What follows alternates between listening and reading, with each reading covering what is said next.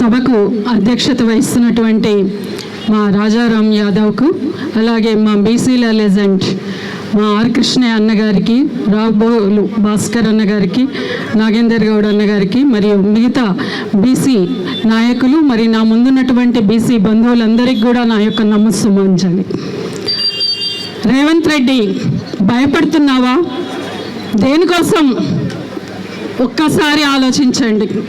BC కులగణన, జనగణన చెయ్యమని అడుగుతూ ఉంటే ఎందుకు వెనక్కి పోతున్నాడు? ఒక్కసారి ఆలోచించండి.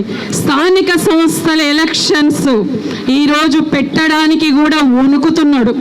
వచ్చిన రిపోర్ట్ ఏంటిది?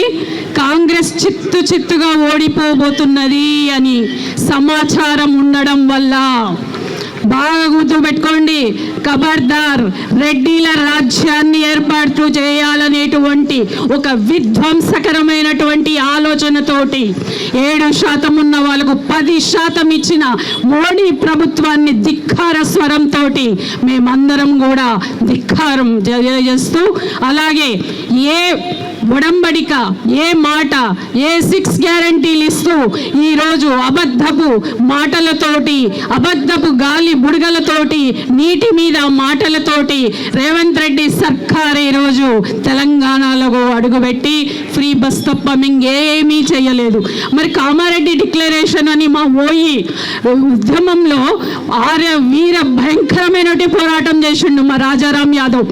మళ్ళీ కూడా ఇప్పుడు బీసీలకు కామారెడ్డి డిక్లరేషన్ 42% ఇవ్వాలని భుజం మీద వేసుకొని బీసీల దండుని ముందుకు తీసుకెళ్తున్నారు రాజారాం యాదవ్.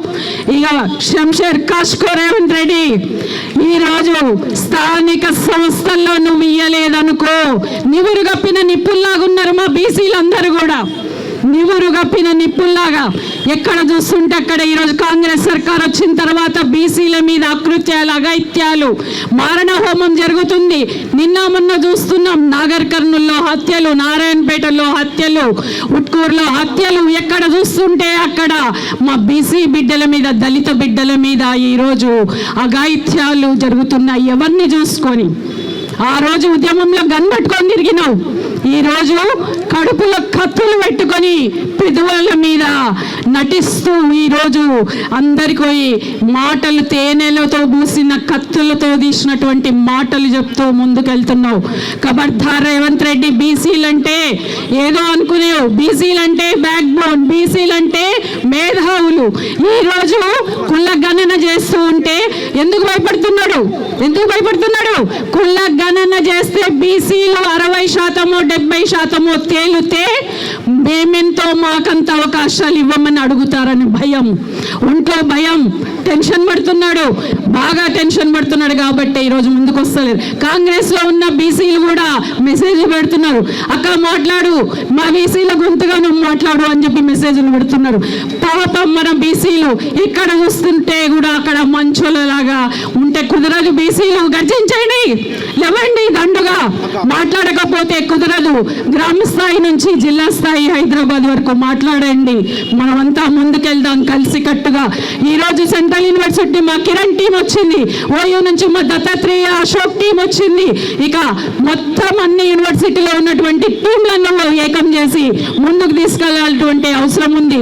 మళ్ళీ తెలంగాణ ఉద్యమం లాంటి ఒక ఊపిరి ఈరోజు బీసీల్లో వచ్చిన రోజే మనం బతుకులను బాగు చేసుకుంటాం. లేకపోతే బీసీలో మీ తలరాత మీరే మార్చుకోవాలి, మీ చేతుల్లోనే ఉంది. మీ వాడే అయితే, వడ్డీ ఇచ్చేవాడు మీ వాడైతే మీరు ఎన్నైనా చేసుకోవచ్చు. వడ్డీ ఇచ్చేవాడు మీ వాడు లేకపోతే మీరు ఏం చేయలేరు. ఖబర్దార్ రేవంత్ రెడ్డి సర్కార్, జై బీసీ, జై బీసీ.